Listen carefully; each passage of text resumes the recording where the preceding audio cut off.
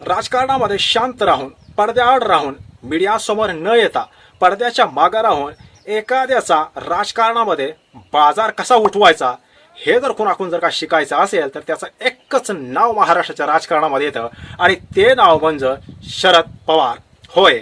आता गेल्या 2 महिन्यापासून तुम्ही बघा, शरद पवार हे कुठेही पडद्यासमोर आलेले नाहीत. कुठेही त्यांनी अशी मोठी लट अशी प्रेस कॉन्फरन्स घेतली नाही. पण 2 दिवसाआड 4 दिवसाआड अशा काही घडामोडी घडतायत की शरद पवार यांना 2 महिन्यापूर्वी जे टार्गेट करत होते विलिनीकरणाच्या मुद्द्यावरून, जे नेते ज्यांना शरद पवार यांनीच घडवलंय, जे नेते शरद पवार यांना अक्कल शिकवत होते, त्या नेत्यांचा दररोज एका नेत्याचा बाजार उठतोय होय. अर्थातच आपण बोलणार आहोत सुनील तटकरे आणि प्रफुल्ल पटेल यांच्याविषयी.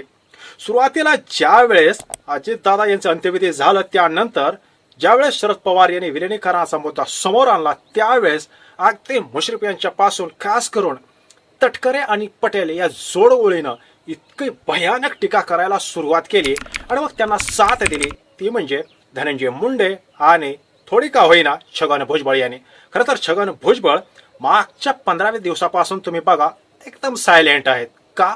कारण त्यांना पण कळून चुकलंय की या राजकारणामध्ये या माणसाचा कोणी हात पकडू शकत नाही आणि त्यामुळं त्यांनी थोडंसं शांत राहणं पसंत केलंय. धनुभाऊ ही फारसं काही ब्रेकिंग न्यूजमध्ये येताना कुठेही दिसत नाही, कारण त्यांना माहिती आहे प्रकरण शेकत चाललंय, प्रकरण आपल्या उलट होत चाललंय आणि याची धग कुणाला बसते तर ते प्रफुल्ल पटेल आणि सुनील तटकरे होय.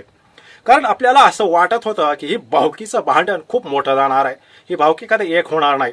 आणि सुनेत्राताई पवार यांनी असं सांगितलं होतं की आमचे कौटुंबिक मतभेद आहेत आणि त्यामुळं विलिनीकरणावर कोणीही भाष्य करायचं नाही. तरी देखील 2-4 दिवसाला का होईना अजितदादा यांच्या पक्षातील एखादा आमदार उठतो आणि विलिनीकरणाच्या बाजूनं बोलतो आणि त्यामुळं सुनील शेळके सारखे जे मावळमधून ज्यांची राजकारणाची सुरुवात ही भारतीय जनता पक्षाच्या मार्फत सुरू झाली, ज्यांनी विलिनीकरणाला प्रचंड विरोध केला, त्यांची सुद्धा भाषा हळूहळू मवाळ होत चालली आहे.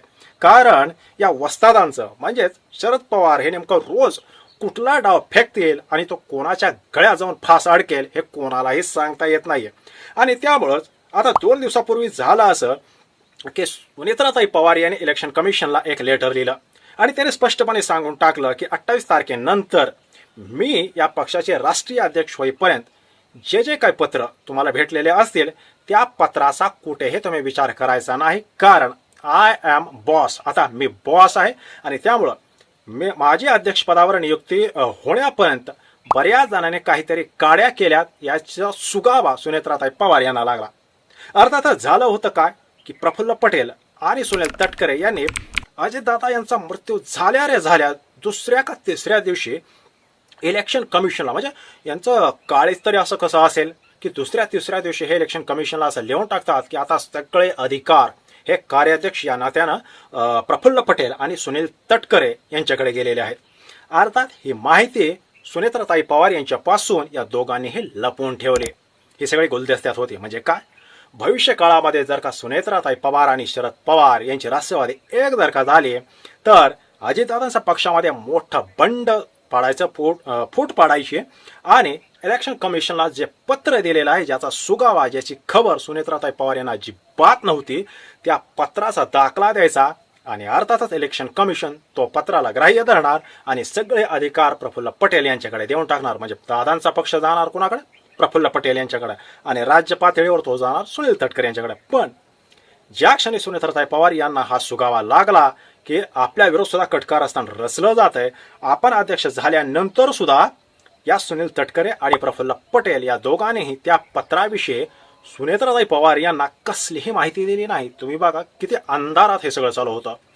त्यावेळेस जर शरद पवार यांनी काही केलं असतं म्हणून आम्ही ते पत्र इलेक्शन कमिशनला दिलं असं जर का केविलवानं समर्थन ते करत असतील तर मग सुनेत्राताई पवार या राष्ट्रीय अध्यक्ष झाल्यानंतर त्या पत्राविषयी या दोघांनीही सुनेत्राताई पवार यांना खबर का दिली नाही, ही माहिती त्यांनी दडवून का ठेवली.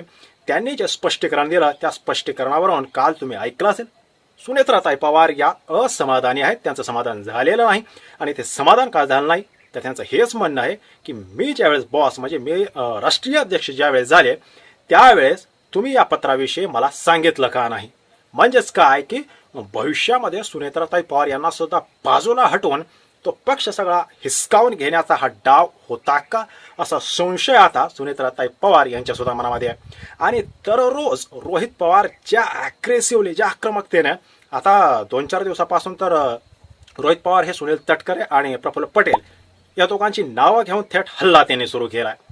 आणि 2-3 आमदार जर का सोडले अजितदादांचे, तर कोणीही रोहित पवार यांच्या वाकड्यात जाण्याला कोणीही धजत नाहीयेत. आणि त्यामुळं गेले 1-2 महिने झालं रोहित पवार यांनी जे काही खेळी केले, अर्थात त्याला शरद पवार यांचा देखील तेवढाच पाठिंबा आहे. आणि एक एक करत आधी रुपालीताई चाकणकर आणि आता तर थेट प्रफुल्ल पटेल आणि सुनील तटकरे या तिघांचा अक्षरशः बाजार उठून लावलेला आहे. आणि ही सगळी किमया केले पडद्याआड राहून शरद पवार यांनी. बाकी या वस्तादांच्या खेळीबद्दल आपलं मत काय, एकदा कमेंट नक्की करा. व्हिडिओ आवडत असेल तर एक लाईक जरूर करा. धन्यवाद.